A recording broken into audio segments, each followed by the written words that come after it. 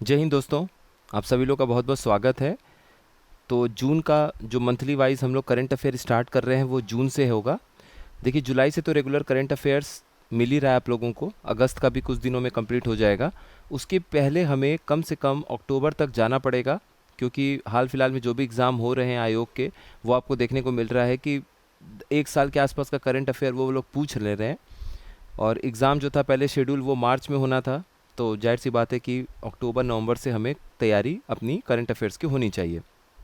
देखिए, क्वेश्चंस जो है उनका टारगेट है कि हर महीने आपको 60, 65, 50, 60 इस तरह से क्वेश्चन दिया जाए। काफ़ी क्वेश्चंस फिल्टर करने के बाद आप तक सटीक चीज़ें और जो बहुत इंपॉर्टेंट है एग्जामिनेशन के हिसाब से वही चीज़ें आपको दी जाएं, ताकि कम से कम चीज़ पढ़ने के बाद आप 90% तक सही करंट अफेयर करके चले आएँ।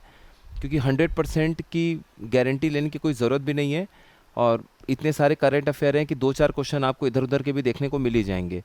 तो हर एक सब्जेक्ट को बैलेंस करते हुए आपको पढ़ना है, सभी को टाइम देना है, ताकि आपका सिलेक्शन से जो भी कट ऑफ की ज़रूरत होती है उससे ज़्यादा मार्क्स आ पाए। चलिए स्टार्ट करते हैं। तो पहले 20 इंपॉर्टेंट क्वेश्चंस को हम देखेंगे जून के करंट अफेयर्स में। सबसे पहला सवाल है, हाल ही में किसे 12वां विश्व हिंदी सम्मान से नवाजा गया था? हिंदी संवाद का एक इवेंट था वहाँ पर। तो हिंदी संवाद कार्यक्रम में 12वें विश्व हिंदी सम्मान से किसे सम्मानित किया गया है? उनका यहाँ पे फोटो भी बना हुआ है बीच में, और ये हैं डॉक्टर उषा ठाकुर। अगला क्वेश्चन देखते हैं। अच्छा, इसके पहले आपको देखिए, इसमें एक बात ये ध्यान रखना है कि ये जो 12वां विश्व हिंदी सम्मेलन हुआ था, हिंदी सम्मान का एक हिंदी संवाद इवेंट हुआ था, उसमें 12वां विश्व हिंदी सम्मान दिया गया था डॉक्टर उषा ठाकुर जी को। ये अवार्ड जो है ये भारत सरकार के ही द्वारा दिया जाता है, मिनिस्ट्री ऑफ एक्सटर्नल अफेयर्स यानी कि विदेश मंत्रालय के द्वारा। तो ये भी एक इम्पॉर्टेंट पॉइंट है, मल्टीपल स्टेटमेंट में एक स्टेटमेंट ये भी पूछा जा सकता है। यहाँ पर बस आपको इतना सा एक पॉइंट ये पढ़ लेना है कि जो 12वां विश्व हिंदी सम्मेलन हुआ था ये आपका हुआ था फिजी में। तो 12th वर्ल्ड हिंदी कॉन्फ्रेंस का हुआ था फिजी में 2023 में, और डॉक्टर उषा ठाकुर जी उस समय इस मीटिंग को अटेंड नहीं कर पाई थी, इसीलिए अब जो काठमांडू के त्रिभुवन यूनिवर्सिटी में इस इवेंट को ऑर्गेनाइज किया गया है वहाँ पर इनको ये अवार्ड दिया गया है। तो ये आप लोग इसको देख लीजिएगा।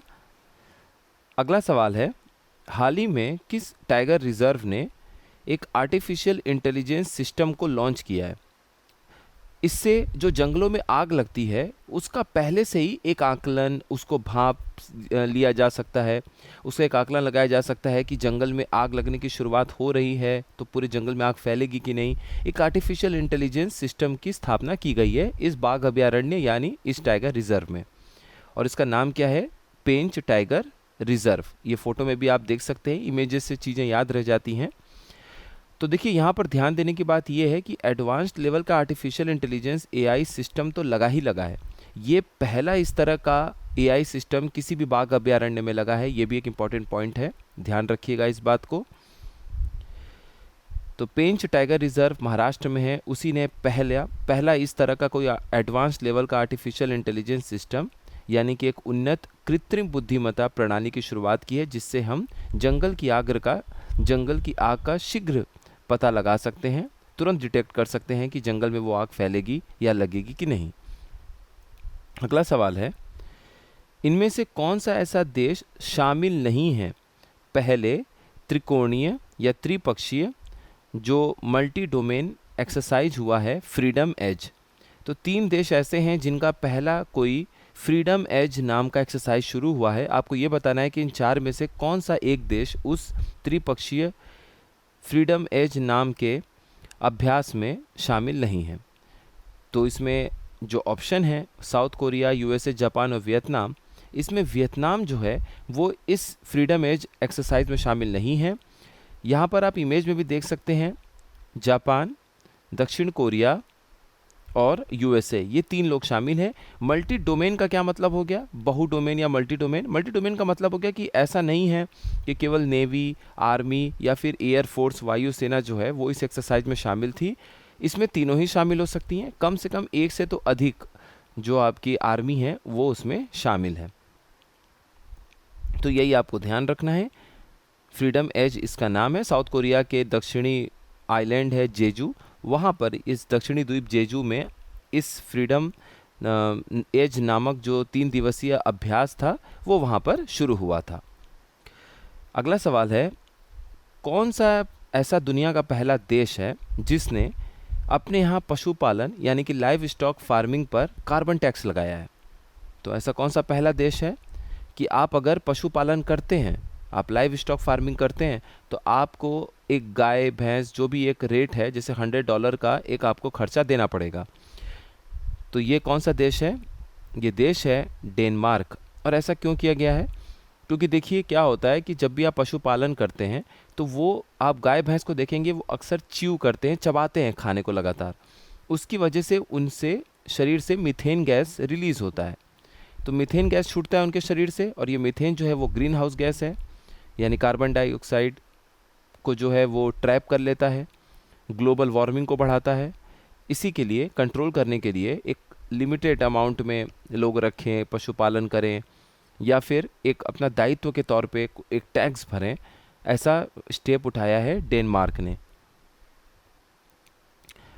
तो जलवायु संकट में वैश्विक खाद्य प्रणाली का बहुत बड़ा योगदान है, जो लगभग 1/3, यहाँ ध्यान रखिएगा, 1/3 ग्रीन हाउस गैस उत्सर्जन का उत्पादन करती है।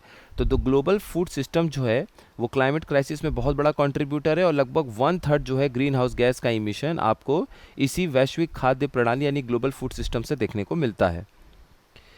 हाल ही में किस देश ने भारत के अंतर्राष्ट्रीय सौर संगठन गठबंधन यानी कि इंटरनेशनल सोलर अलायंस का 100वां मेंबर बना है? तो which country joint international solar alliance as 100th full member? Important है। अब देखिए एग्जामिनेशन में क्या होगा, जब हम कुछ दिन पहले इस क्वेश्चन को दोबारा से रिवाइज करेंगे इंपॉर्टेंट क्वेश्चंस के नाम पे, तो उस समय हम ये देख लेंगे कि कितने total members international solar alliance में हैं। क्योंकि यहाँ से देखिए हो सकता है मल्टीपल स्टेटमेंट का एक क्वेश्चन बने, तो एक ऑप्शन में आपको ये दे देंगे, एक लाइन आपको ये दे देंगे स्टेटमेंट कि अंतर्राष्ट्रीय सौर गठबंधन यानी इंटरनेशनल सोलर अलायंस का 100th मेंबर कोई भी देश दे देंगे। मान लीजिए यहाँ पर जो देश है पैराग्वे, तो पैराग्वे ही मान लीजिए कि वो वहाँ पर ऑप्शन में होता है, पैराग्वे इसका सही आंसर है। अब मान लीजिए पैराग्वा की एक दे दें और दूसरा स्टेटमेंट वो दे दें कि इस समय इंटरनेशनल सोलर अलायंस के कितने मेंबर हैं। तो जो लेटेस्ट होगा कुछ दिन पहले आपको ये रिवाइज कर लेना है। 2 स्टेटमेंट का भी क्वेश्चन है तो सही हो जाएगा, एक स्टेटमेंट हुआ तो पैराग्वे आंसर सही है। अब देखिए इसके कुछ बैकग्राउंड को भी देख लेते हैं, हमारे लिए इम्पोर्टेंट हो जाता है।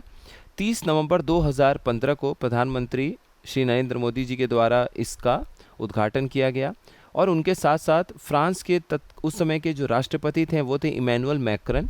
दोनों ने ही पेरिस में जब कॉन्फ्रेंस ऑफ पार्टीज COP21 की मीटिंग हुई थी उसमें इसे लॉन्च किया था। और इसका एम क्या है? इसका लक्ष्य यही है कि जलवायु जो भी कार्रवाई है, क्लाइमेट एक्शन है, उसके समर्थन में विश्व स्तर पर सौर ऊर्जा यानी सोलर एनर्जी को बढ़ाना है, उसके इस्तेमाल को बढ़ाना है। हाल ही में किस राज्य सरकार ने ये निर्णय लिया है कि उनके जो मंत्री हैं वो भी अब से इनकम टैक्स भरेंगे, यानी कि उनके जो मंत्री हैं वो भी अपना आयकर स्वयं भरेंगे। अब सरकार उनका आयकर नहीं भरेगी। लगभग 75 लाख रुपए के आसपास जो मध्य प्रदेश है, Madhya Pradesh is the right answer, तो मध्य प्रदेश लगभग 75 लाख के आसपास जो है आयकर मंत्रियों का अपने उनकी सैलरी का भरती थी। तो वहाँ पे गवर्नमेंट ने ये डिसीज़न लिया है कि अब से जो हमारे मंत्री हैं वो खुद अपना इनकम टैक्स भरेंगे, सरकार अब पैसा नहीं खर्चा करेगी। और यहाँ पर CM हैं मध्य प्रदेश के मोहन यादव जी, आप उनको देख सकते हैं फिगर में। और मध्य प्रदेश के मंत्री अब अपना आयकर स्वयं भरेंगे। राज्य सरकार पर जिम्मेदारी डालने वाला ये 1972 का एक नियम था, 1972 का रूल था, उसको ख़त्म कर दिया गया है। तो जो MPPCS देने वाले लोग हैं उनके लिए ये 1972 वाला भी पॉइंट इंपॉर्टेंट है। बाकी जो हम लोग हैं MP के बाहर जिनको एग्ज़ाम देना है, जो भी एग्जामिनेशन के लोग हैं, RO या UPPCS, उनके लिए सिर्फ ये स्टेट ध्यान रखना ही बहुत है। हाल ही में किस राज्य में चैडविक हाउस को एक म्यूज़ियम बना दिया गया है, पहला म्यूज़ियम बना दिया गया है कैग का? तो जो कंट्रोलर एंड ऑडिटर जनरल का पहला म्यूज़ियम है वो चैडविक हाउस में है, यानी चैडविक हाउस में बदलाव करके कैग का पहला म्यूज़ियम बना दिया गया है। यानी किस राज्य में चैडविक हाउस को नियंत्रक एवं महालेखा परीक्षक के पहले संग्रहालय में तब्दील कर दिया गया है? और ये इमेज में आप चैडविक हाउस भी देख सकते हैं। तो ये जो स्टेट है वो हिमाचल प्रदेश, और शिमला में ये चैडविक हाउस है जिसे अब कैग का कंट्रोलर और ऑडिटर जनरल के पहले म्यूजियम के रूप में बदल दिया गया है। अब देखिए इसमें बैकग्राउंड बस इतना है कि ये जो चैडविक हाउस आप देख रहे हैं शिमला में, ये पूर्व जो महाराजा हुआ करते थे कपूरथला के, उनका ये स्थान था, उनका घर था। एक वहाँ पर भी हिल स्टेशन टाइप का मान लीजिए, फार्म हाउस मान लीजिए। तो महात्मा गांधी जी वहाँ पर रुके थे जब कैबिनेट मिशन की जो बैठक थी 1946 में, जिसमें भारत और अंग्रेज़ों के द्वारा किस तरीके से पावर का ट्रांसफ़र किया जाए भारत को, उसके ऊपर मीटिंग होनी थी। तो कैबिनेट मिशन के तहत जब शिमला में कॉन्फ्रेंस के लिए गए थे महात्मा गांधी जी, तो इसी चैडविक हाउस में रुके हुए थे। Which among the following became the first country to retrieve rocks and soil samples from the moon's far side? निम्नलिखित में से कौन सा चंद्रमा के दूर के, मतलब चंद्रमा का जो सबसे दूर वाला हिस्सा है, वो चट्टान, वहाँ से चट्टानों और मिट्टी के नमूने प्राप्त करने वाला पहला देश बन गया है? अब देखिए फार साइड क्या है, चंद्रमा का जो दूर का हिस्सा है वो क्या है। हमें हमेशा जो एक ही चेहरा जैसा लगता है, या जो भी एक साइड है वो चंद्रमा का दिखता रहता है, क्योंकि उनका जो ये रोटेशन है और रिवॉल्यूशन है वो बराबर होता है 27 दिनों के आसपास का। तो ये हिस्सा जो हम कभी देख ही नहीं पाते हैं, ये हमारी धरती है, तो हमारे लिए तो सबसे दूर वाला स्थान यही हुआ ना। तो हम जो ये डार्क वाला हिस्सा है, जिसका चेहरा कभी हम, जो साइड हम कभी चंद्रमा का देख ही नहीं पाते हैं, वहाँ से चाइना ने वहाँ से कुछ मिट्टी और चट्टान के नमूने वहाँ से वो लेके वापस आए हैं। तो जब वो लाकर उनका ये गिरा था धरती पर, तो कुछ इस तरीके का दिख रहा था। इसी के अंदर वो उनके मिट्टी और चट्टान जो है वो चंद्रमा के दूर वाले साइड से लेकर आए हुए हैं। चीन इसका राइट आंसर हो जाएगा, और ऐसा करने वाला चीन पहला देश बन चुका है। और ये जो मिशन था ये था चैंग-ई 6। तो चैंग-ई 6 जो है वो पहला मिशन बन चुका है ह्यूमन हिस्ट्री में, जो ये सैंपल्स लेके फार साइड जो मून का है वहाँ से ये वापस आ पाया है। हाल ही में Bharat centre of Olympic research और एजुकेशन की स्थापना किस राज्य में की गई है? तो हाल ही में भारत ओलंपिक अनुसंधान और शिक्षा केंद्र की स्थापना किस राज्य में की गई है? तो देखिए ये इसका जो आंसर है वो है गुजरात। और ये जो इमेज है, इमेज को बिल्कुल ध्यान दीजिएगा, इसमें सारी इन्फॉर्मेशन हमें पता चल जाती हैं। सबसे पहला, Bharat centre of Olympic research और एजुकेशन कहाँ स्थापित हुआ? तो ये भारत का पहला ओलंपिक स्टडीज़ और रिसर्च सेंटर है, जो कि राष्ट्रीय रक्षा यूनिवर्सिटी है, वहाँ पर इसे स्थापित किया गया है। दूसरी चीज़, ओलंपिक डे जो है, ओलंपिक दिवस हम 23 जून को मनाते हैं, और ओलंपिक से रिलेटेड एक वीडियो जल्दी आप लोगों को मिलेगा। उसमें सारी चीज़ें जो भी इम्पोर्टेंट है हमारे एग्ज़ाम के लिए, वो सारी चीज़ें आपको उसमें मिल जाएंगी। अब आपको ये बताना है कि राष्ट्रीय रक्षा यूनिवर्सिटी जहाँ पर ये Bharat centre of Olympic research और एजुकेशन की स्थापना की गई है, ये गुजरात के किस शहर में है? गांधीनगर में है, सूरत में है, या फिर अहमदाबाद में है, कहाँ पर है? एक बार आप लोग ज़रूर इसको कमेंट बॉक्स में लिखिएगा।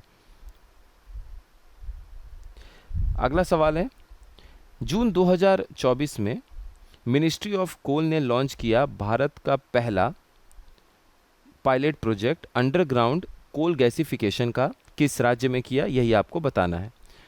तो जून 2024 में भारत के कोयला मंत्रालय ने भूमिगत कोयला गैसीकरण के लिए देश का पहला पायलट प्रोजेक्ट किस राज्य में शुरू किया? तो इसका आंसर क्या हो जाएगा? इसका राइट आंसर हो जाएगा सी, झारखंड में उन्होंने इसे शुरू किया है। अब कोल गैसिफिकेशन क्या है, एक बेसिक देख लेते हैं। देखिए एक ऐसा टेक्नोलॉजिकल प्रोसेस है जिसमें आप जो कोयला होता है, कोल होता है कोयला, उसे आप ईंधन के गैस में बदल देते हैं, फ्यूल गैस में बदल देते हैं। तो कोयले को ईंधन गैस में परिवर्तित किया जाता है, और इसे ही हम क्या कहते हैं? सिंथेटिक गैस या सीन गैस। तो कोयला गैसीकरण एक तकनीकी प्रक्रिया है जो आंशिक ऑक्सीकरण यानी पार्शियल ऑक्सीडेशन के माध्यम से कोयले को हम ईंधन गैस में परिवर्तित कर देते हैं, जिसे संश्लेषण गैस यानी कि सिंथेटिक गैस या सीन गैस कहा जाता है। अब इस प्रक्रिया में 700 डिग्री सेंटीग्रेड या उससे ऊपर का तापमान का प्रयोग होता है। ये आपको ध्यान देने वाली बात है। हाल ही में कौन सा ऐसा शहर है जो भारत का चौथा शहर बन चुका है वर्ल्ड क्राफ्ट सिटी के द्वारा वर्ल्ड क्राफ्ट काउंसिल की पहचान पाने वाला? तो हाल ही में कौन सा शहर वर्ल्ड क्राफ्ट काउंसिल WCC के द्वारा वर्ल्ड क्राफ्ट सिटी के रूप में मान्यता प्राप्त होने वाला या मान्यता प्राप्त पाने वाला चौथा भारतीय शहर बन चुका है? तो इसका राइट आंसर क्या है? श्रीनगर, बी, ये इसका राइट आंसर है। ये क्राफ्ट्स हैं, आप देख सकते हैं। तो इसके पहले 3 और शहर हैं, तभी श्रीनगर जो है वो चौथा क्राफ्ट सिटी डिक्लेयर हुआ है। तो वर्ल्ड क्राफ्ट सिटीज़ में 3 और पहले से शहर हमारे भारत के जुड़ चुके हैं, उसमें हैं जयपुर, मल्लापुरम और मैसूर। कौन सा शहर है किस शहर ने भारत का पहला यूनेस्को सिटी ऑफ लिटरेचर का खिताब पाकर इतिहास रच दिया? तो which city has made history by being named India's first UNESCO city of literature? आपके सामने 4 ऑप्शन है और इसका राइट आंसर हो जाएगा ए, कोझिकोड। कोझिकोड, और जब आप मलयाली भाषा में या फिर केरल में बात करते हैं तो इसे कोझिकोड भी बोलते हैं, तो कोझिकोड, तो कोझिकोड है। तो यहाँ पर देखिए, ये फिगर में भी आप देख सकते हैं, Kozhikode become India's first UNESCO city of literature. ये इंपॉर्टेंट है, इसको ध्यान रखिएगा। कोझिकोड, जिसे कलिकट के नाम से भी जाना जाता है, को अक्टूबर 2023 में पुर्तगाल के ब्रागा में 16वें वार्षिक यूनेस्को क्रिएटिव सिटीज़ नेटवर्क, जो यूनेस्को का क्रिएटिव सिटीज़ नेटवर्क है, उसका कॉन्फ्रेंस हुआ था अक्टूबर 2023 में पुर्तगाल में, ब्रागा जो है पुर्तगाल में है। तो उस समय यहाँ पे इसे नॉमिनेट किया गया था, नामांकित किया गया था इसमें शामिल होने के लिए, और जून में फाइनली वो शामिल हो चुका है। थीम जो है 10वां अंतर्राष्ट्रीय योगा दिवस का, वो क्या है आपको बताना है। तो 10वां ये इंटरनेशनल डे था योगा का, तो हमारे लिए इम्पोर्टेंट है। 2015 में first international day of yoga हुआ था, मनाया गया था 21 जून को। तो यहाँ पे थीम पूछा गया है आपसे, तो इसका थीम है A option, yoga for self and society, यानी स्वयं और समाज के लिए योग। और यहाँ पर देखिए ये फिगर है, 10th international day of yoga हम सेलिब्रेट कर रहे हैं, 21 जून को हम हर साल मनाते हैं, और थीम है स्वयं और समाज के लिए योग, यानी yoga for self and society. और यही इंपॉर्टेंट पॉइंट भी था।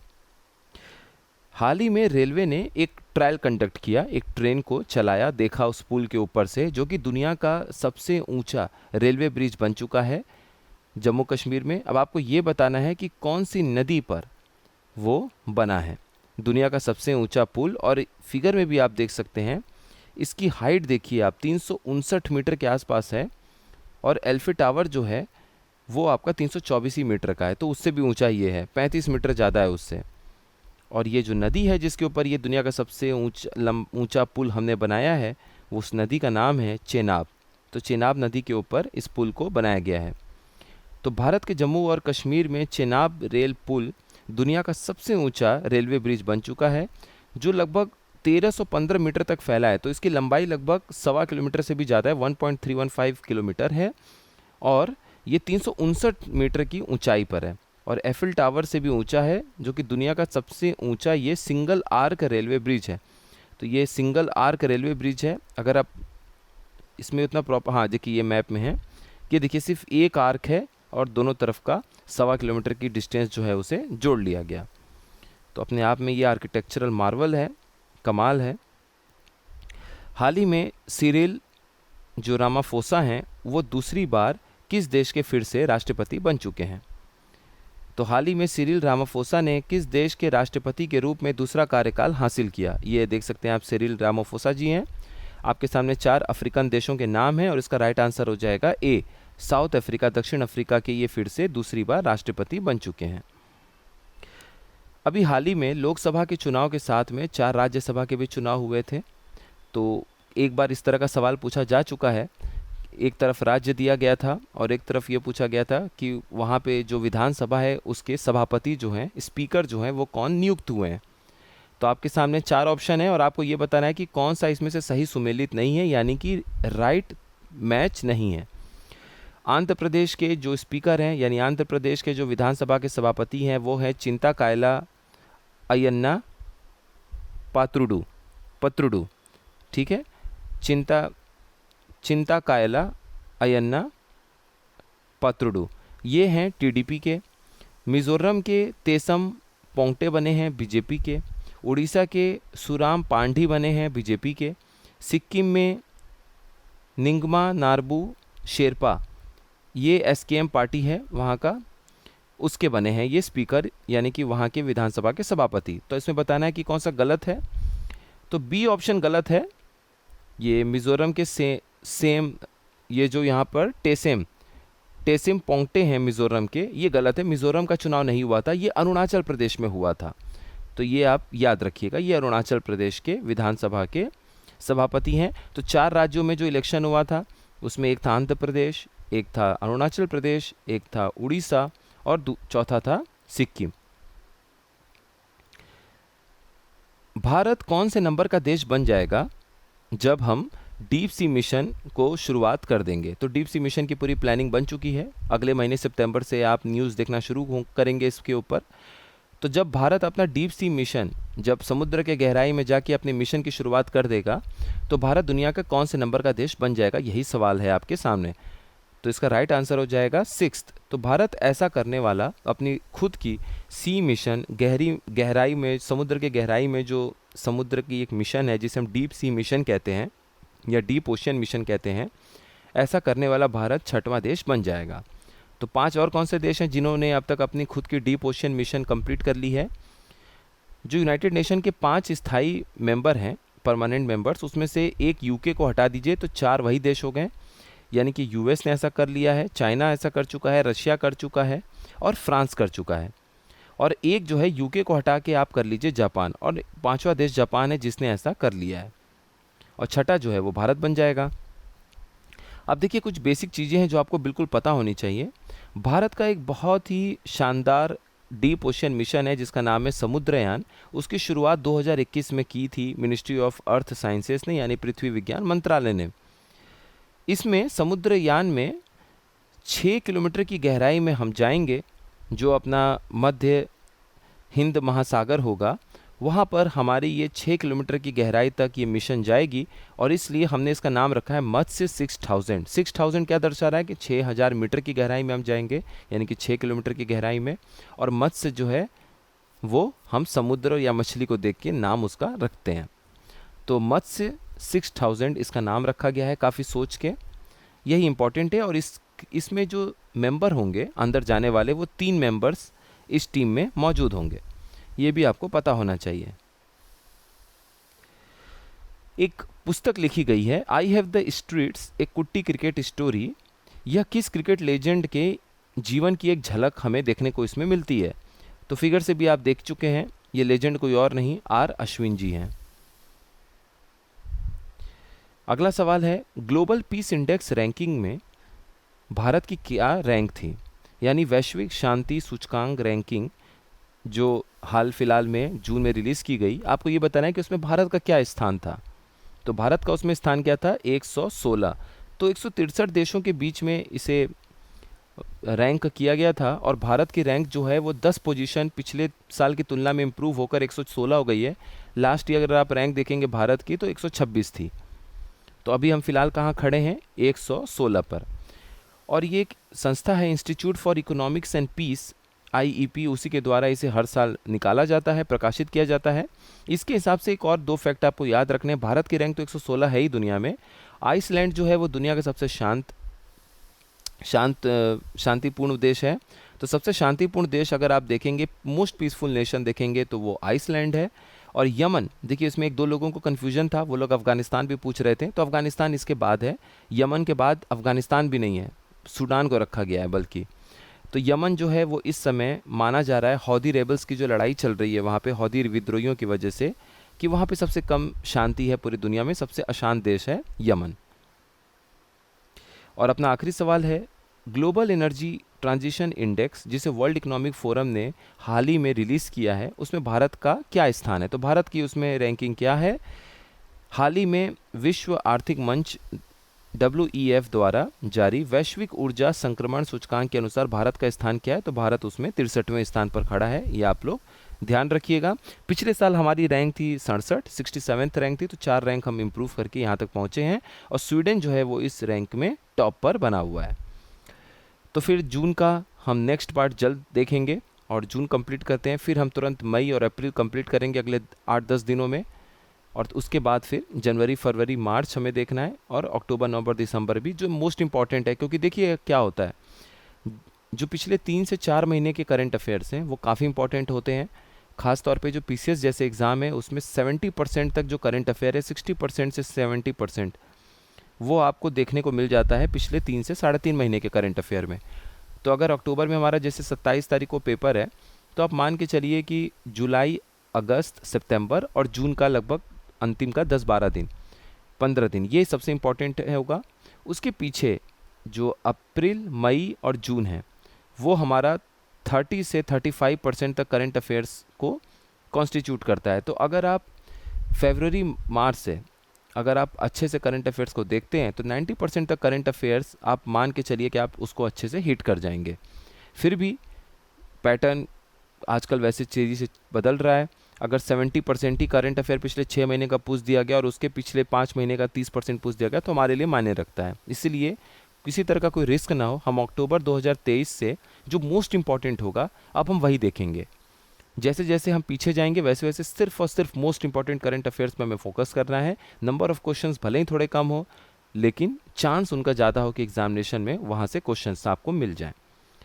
तो फिर मिलते हैं किसी अच्छे नेक्स्ट इन्फॉर्मेटिव वीडियो में। आप सभी लोगों का बहुत बहुत धन्यवाद।